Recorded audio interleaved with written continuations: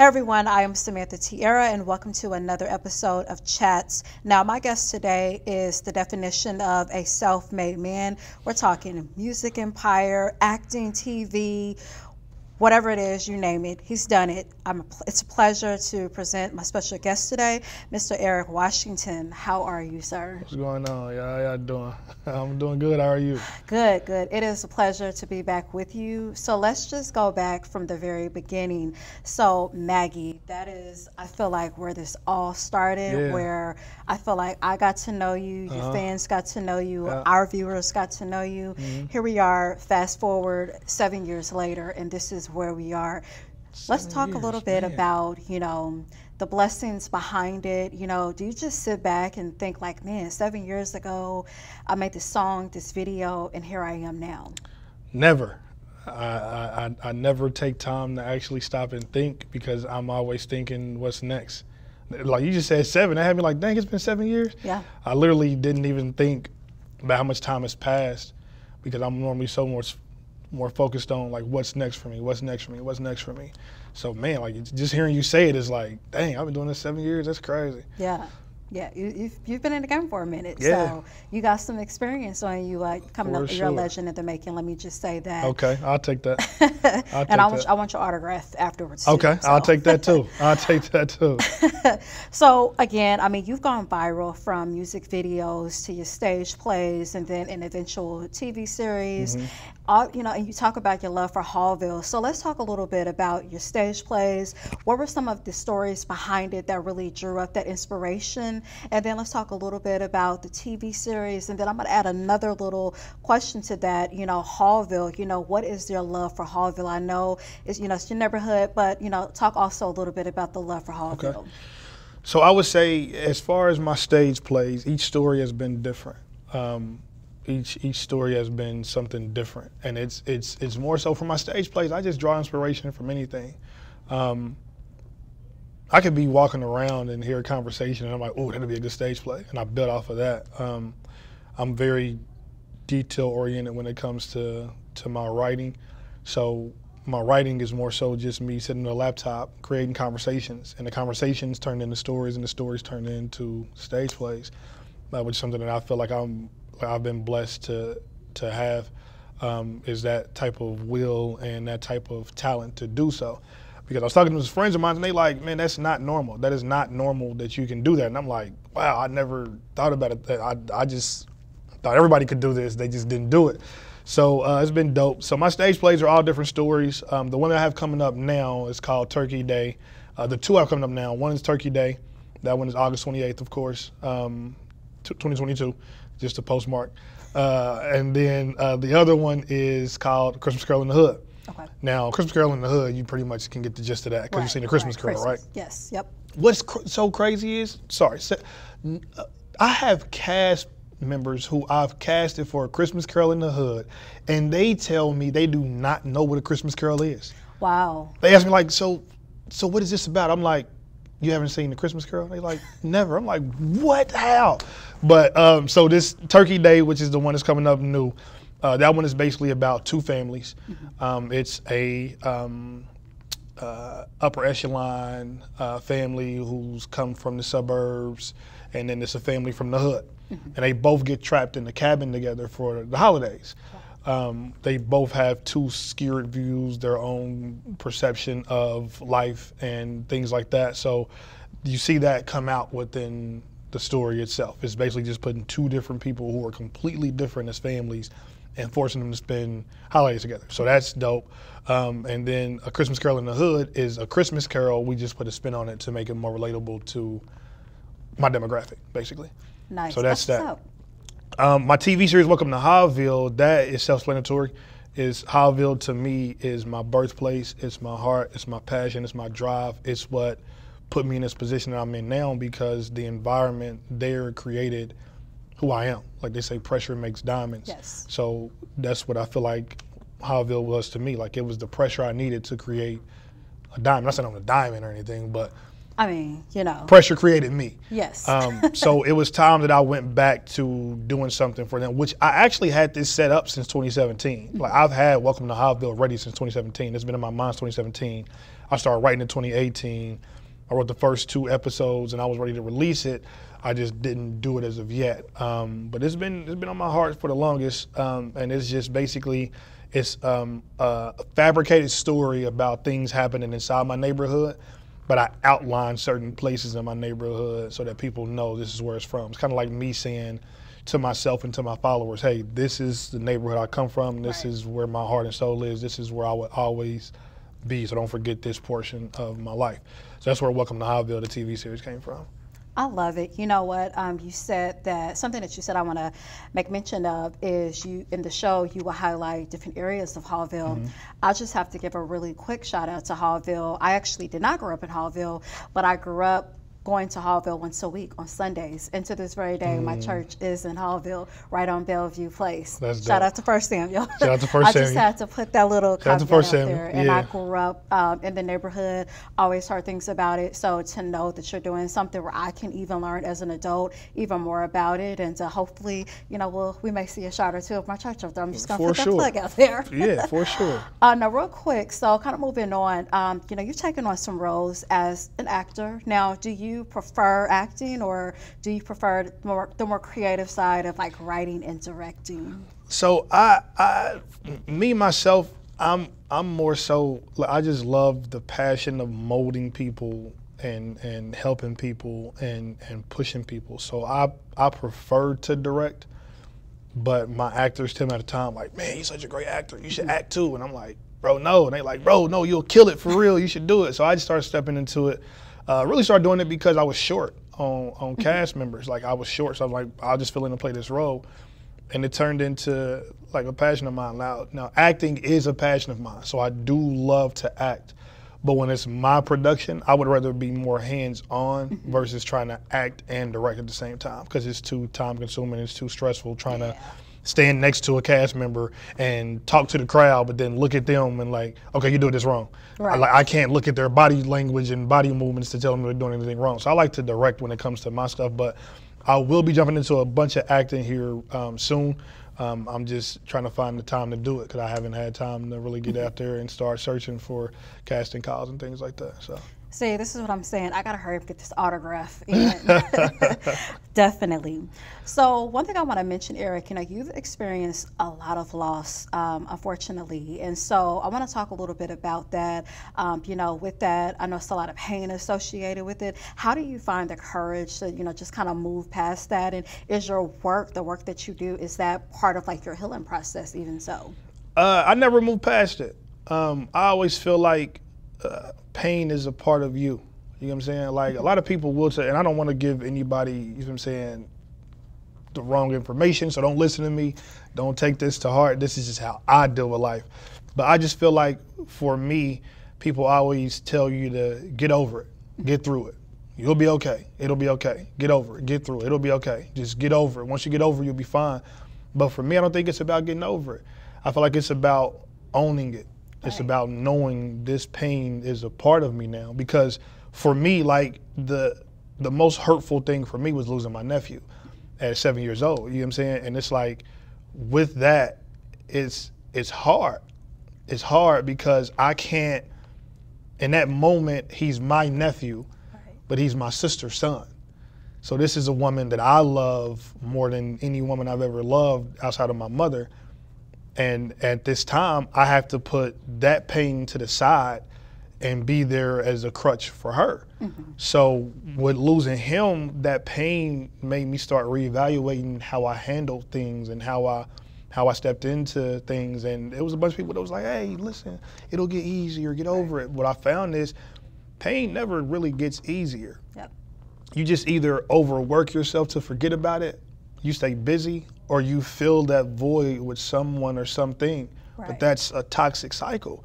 Because the pain is still there, you're just choosing to cover it up with something else that you feel at that moment is great. But when you're just you by yourself, when no one else is around, when that pain starts to come up, it's like, oh, here's that pain. And then that's when you get into a depressive state. So for me, it's not about burying the pain or keeping myself busy. It's about expressing it, which is why I love my music. I love my stage plays. Because I talk about it. I openly discuss it. I put it in art form and I discuss it. And I say this pain is here. And I don't look for anyone to console me or coach me through it, or it's going to be okay. None of that. I don't care to hear none of that. I just keep it and I say, this is my pain. This is a part of who I am. This is a part of my makeup. This is now a part of me. So now when I come to a point where it's more pain added on, I don't look at it like, well, let me take some time and tailor through this. Let me express. I just like, okay, oh, new pain, welcome. Right. Because I can't, like, we as humans, you can't say that you enjoy life and you welcome all great things in life if you won't welcome your pain. Right. How can you be so open-armed to love and joy and excitement and ambition and positivity, but when anything negative comes, like, oh, no, no. It's like you shy away from it. It's coming regardless. It's coming. It's going to be a part of you regardless. So if you close your arms and just pray that it doesn't hit you too hard and pray that you get over it, it's pointless. Welcome it. Let it come in. Let it do what it needs to do. Cry. Let it out. Yeah. Take rides around the city. Scream. Whatever you need to do it. But just find something that's healthy for you and accept that this is a part of you now. So I never look to overlook it. So I guess the answer to the question is how I deal with my pain is I just hug it. Yeah. Hey, welcome in, pain. Yeah. Thank you. Because without the pain that hits me, I would never be able to truly enjoy my joyful days. I appreciate that, and I love what you said. Just hug it, you welcome it, you know. Man, I just got goosebumps thinking about that. Like, man.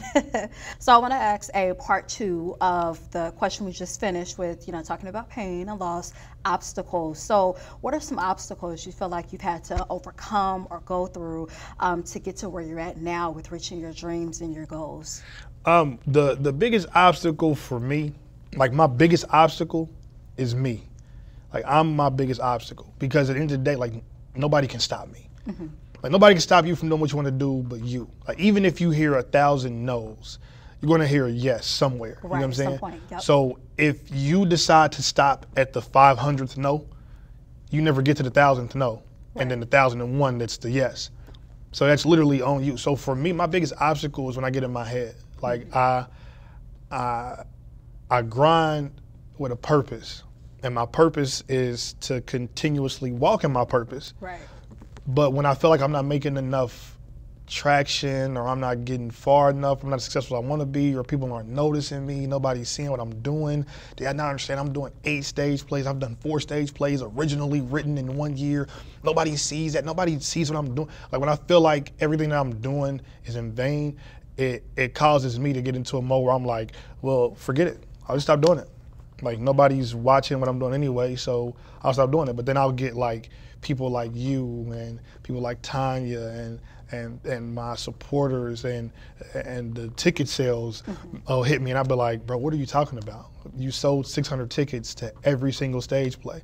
The least amount you sold is 600. The least amount. That's not a small task. And to do that 4 times in 1 year is phenomenal. You know what I'm saying? So it's like, that motivates me to keep going. So I think my biggest obstacle for me is when I get in my head, or when I start procrastinating, or I start like getting down on myself, or start letting pain and depression get me into a mode where I'm like, you know what, I don't want to do this anymore. That's my biggest obstacle for me. That's a really good answer. And I mean, the one thought that I had just sitting here thinking as you were talking about this is, Eric, you got the juice. Like, just Eric, you got the juice. You got the juice. So let's switch gears a little bit and talk about community and what the impact of community has on you, because you give back to the community. Talk a little bit about, you know, like, why are you so motivated to wanting to give back, and how that even impacts you? So I would say my environment.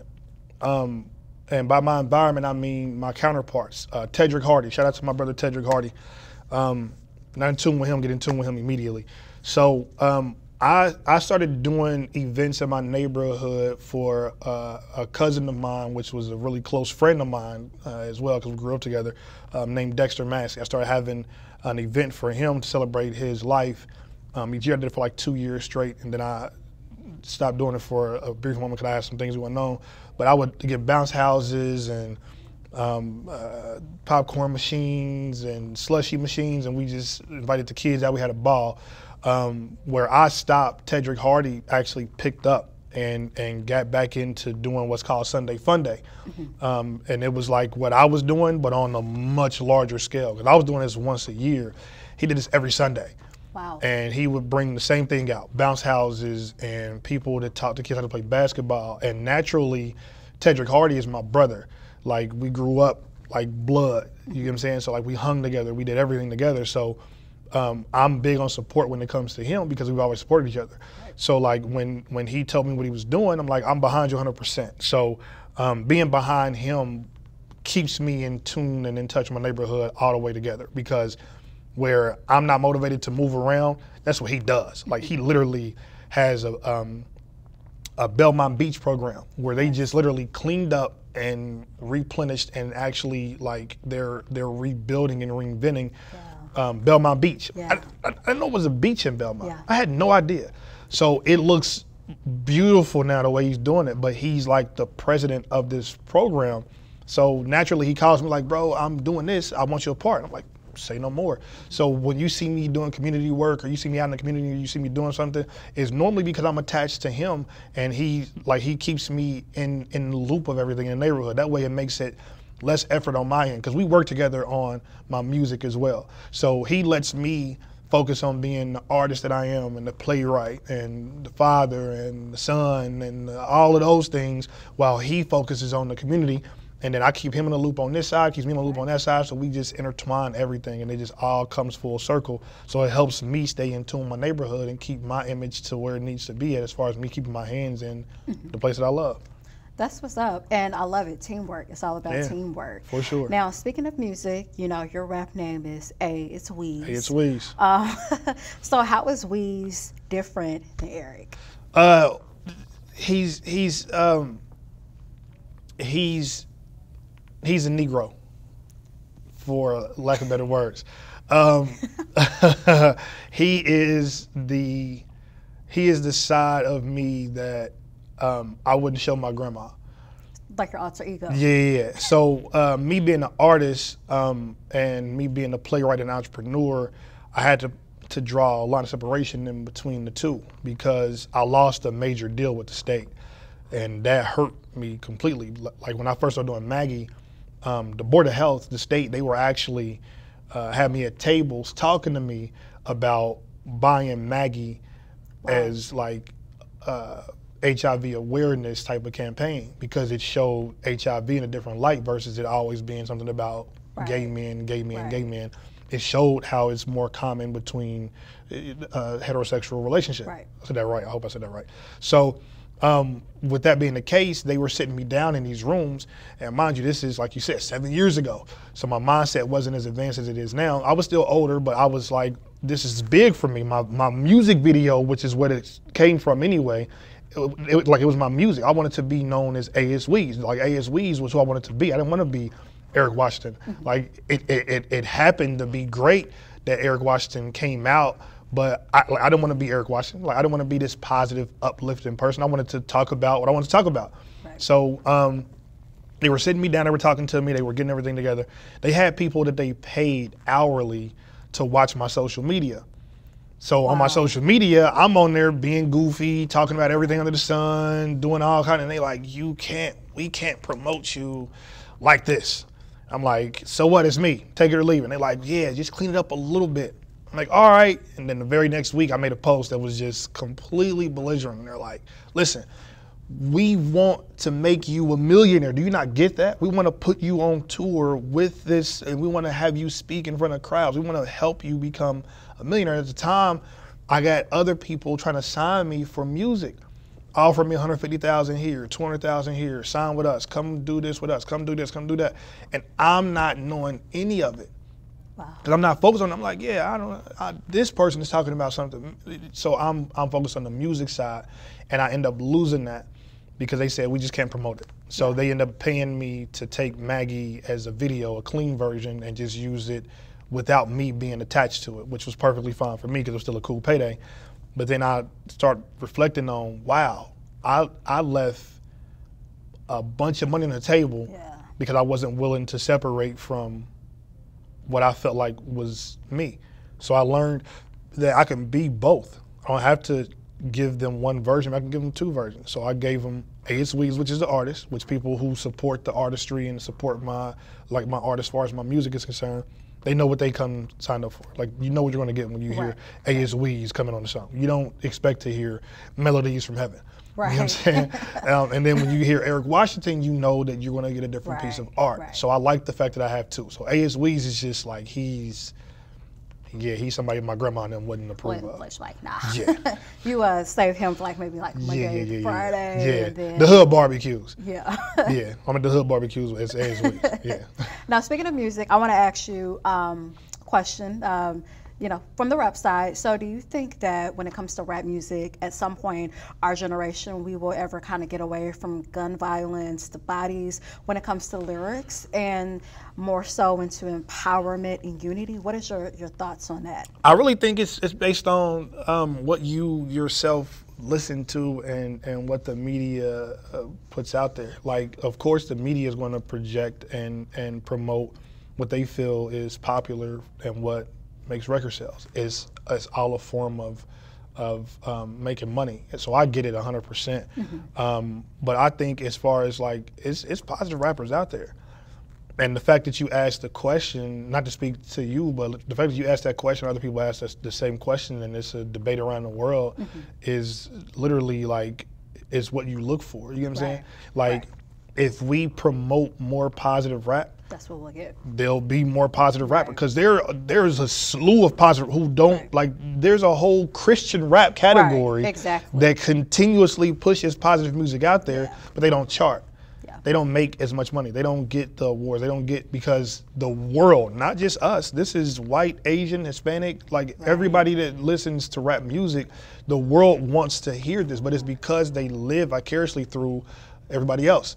So they like, oh, well, I will never pick a gun up and go shoot somebody, but I like the way that it sounds. I like this guy because he looks like he's done it before. So it's like, basically, like, black people used our image for the greater good. The issue I have with rap music is not that we talk about it, it's that now the younger generation doesn't, like, nobody older was real enough to say, hey, this is just art. I don't actually do this. I've never held a gun. I've never shot somebody. I've never robbed somebody. The people who haven't won't say they haven't. They just act like they have. So the younger generation sees and idolizes them and wants to be like them, so they go do the XYZ. They go shoot somebody or rob somebody. Now the younger generation is not only rapping about it, they're actually living it. Actually doing it. They're actually living it, because the older generation didn't tell them, like, hey, yeah, I didn't like, one artist I love is Lil Wayne. Love Lil Wayne to death. Love Lil Wayne to death. But he was like 12, 13 when he started rapping. He's never touched a gun. He's never had to kill somebody, but he's rapped about it. So the generation up under him who heard him rapping about it is like, oh, I want to do the same thing. So they actually did it and then rapped about it, not knowing he was just expressing himself through art about what he's seen or what he knows people want to hear. It's an art form, you know what I'm saying? But they would, like, nobody told them that. And they couldn't come out and say, hey, just so y'all know, I don't do this stuff. Because then they'd be like, oh, he a fraud, and he would lose record sales. So it's just what the world puts out there. So I feel like it's a lot of positive rap out there. You just have to actually search for it. And the more you search for it, the more you listen to it, the more views you give it, the more attention you give it, the more that these record labels are like, they like this. Let's transition over here, because there's money over here too. But they won't transition if we continuously love the people that rap about the gun violence and stuff. Exactly. Good point. Thanks for expanding a little bit on that. And so, again, as a part two to this question, you talk about the younger generation kids. We oftentimes say that kids are influenced by how they grew up or the things that they see. Can you talk a little bit about influences that you grew up and how that kind of molded who you wanted to be, or maybe even said to yourself, I don't want to be like this? Yeah, I mean, and going back to the last question we just asked, I saw that. I did that. I lived that. So for me, when I talk about things in my music, it's things that I've actually witnessed or done. Like, I've been in positions to watch, a friend of mine lay on the ground and take his last breath, or sit in the car and take his last breath, or young guy in the neighborhood who I just told him, look, bro, go home, ain't nothing down. And then they come through the block shooting, and when we all split apart, when we come back in, his brains are laying out on the ground as we try to, like, I've seen horrific things that are not normal. You get what I'm saying? Mm-hmm. So growing up in the hood is just like, it's something to be proud about, but it's something that's so detrimental to our mental health.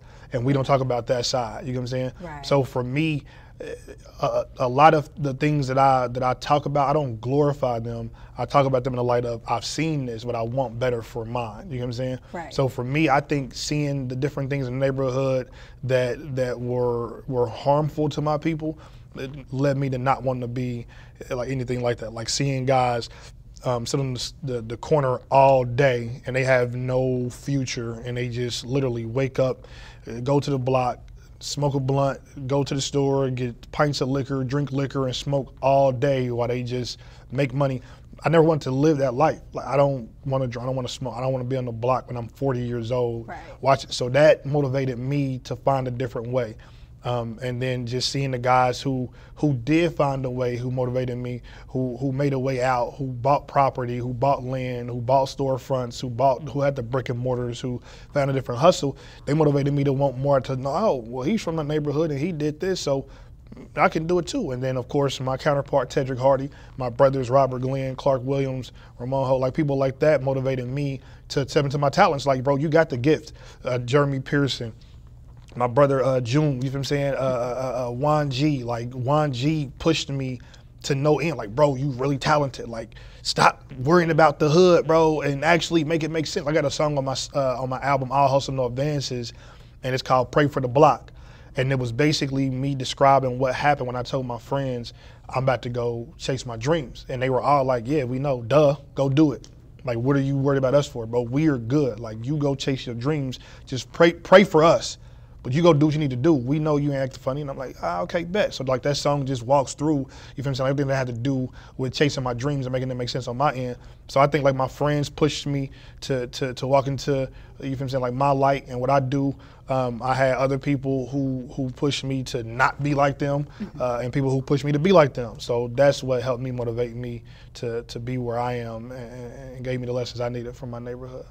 So over the years, you've been honored with a lot of awards, the Midwest Leak Awards, Trailblazer Awards, Video of the Year for Maggie. How does that feel to be recognized by your peers? That has to feel good. Yeah, I mean, at first I didn't care for it.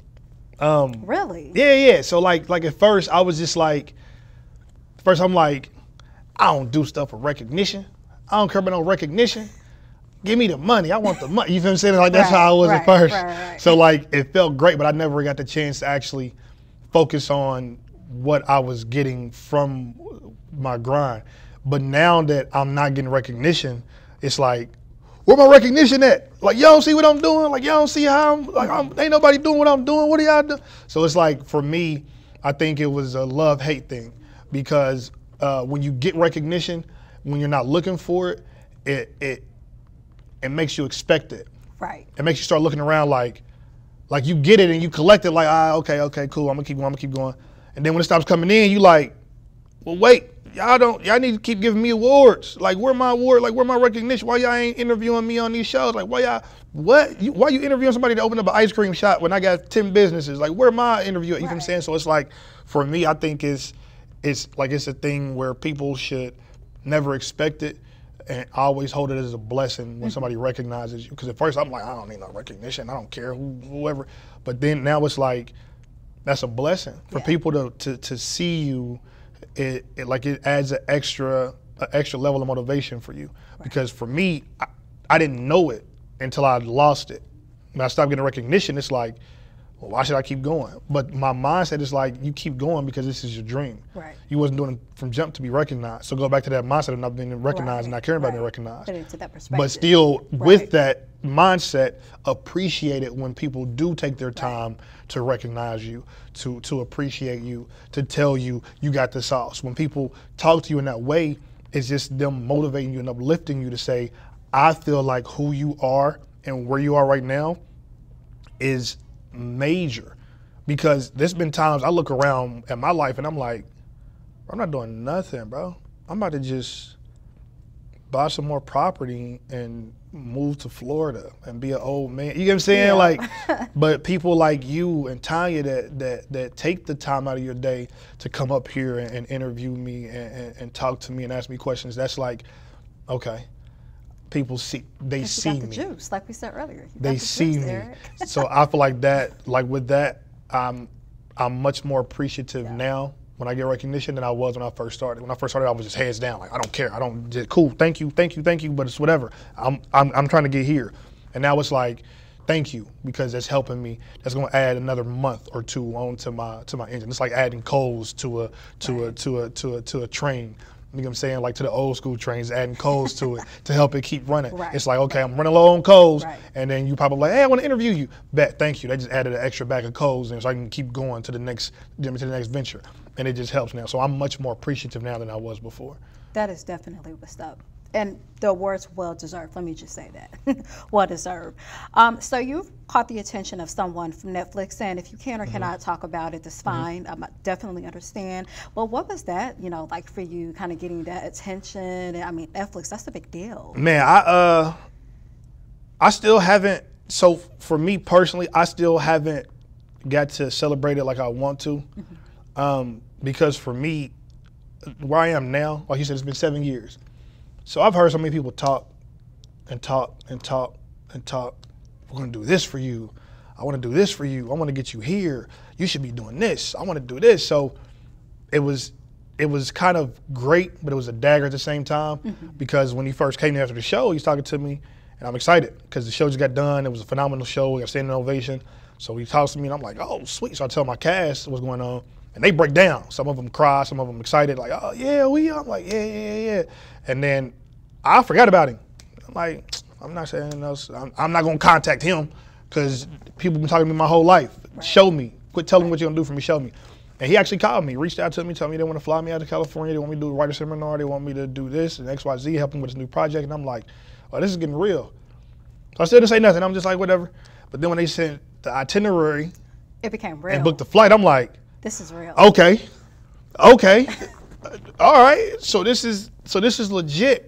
And I got happy then, but I hadn't had a chance to really indulge in it, because even now I'm still like, this is surreal. Like it still doesn't mean anything. Like I can go there. I'm such a pessimist now because people have torn down my optimistic views of people reaching out with just these false promises, and I'm gonna get you here and I'm about to do this for you, and so I just stopped listening to them. But like now it's like, it's exciting.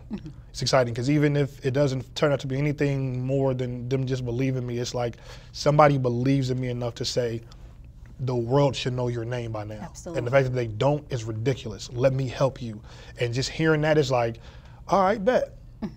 I'm doing what I need. This is my that's confirmation that my passion and the things that I'm doing align with where I'm supposed to be and what I think I'm supposed to be doing. Because if you're not great at something, you don't get people telling you that you're great. You get your mama, your cousin, your girlfriend, they gonna tell you you're great regardless. Yeah, it was great, fantastic. But when strangers come to you and say, that's a whole I see greatness in you, and I don't know why you're not already in everybody's face by now. That's like, wow, okay. Yeah. That's confirmation. So for me, it's confirmation. I love it.